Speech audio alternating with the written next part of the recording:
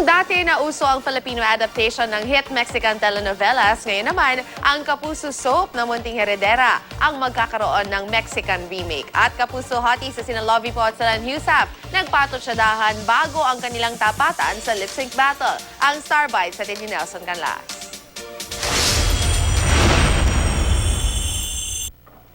Ang celebrity BFFs na sina Lovie Po at Solen Heusap ang susunod na maghaharap sa Lip Sync Battle Philippines. Patalbugan sa talent at kaseksihan ang ipapamalas ng dalawa.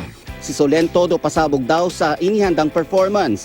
Si Lovie naman all out din sa kanyang surprise na paandar. Asahan daw na level up ang magiging performance ng dalawang Kapuso hotties. Sa init ng kompetisyon, may friendly patutsadahan pa ang dalawa. Miss Lovie Po, humanda ka sa akin kasi mamaya makikita mo kung sino ang may mas mahaba na hair. Nagpe-prepare pa lang si Solen? Sige, kakain muna ako. Excited naman si Julian San Jose sa kanyang upcoming concert this May. Very vocal at hands-on ang Asia's Pop Sweetheart sa production meeting ng show.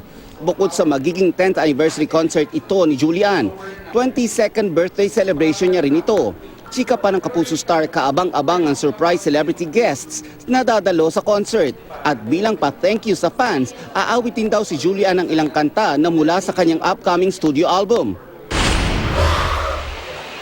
Very proud naman si Camille Prats at Gabby Eigenman na magkakaroon ng Mexican remake ang 2011 soap na Munting Heredera.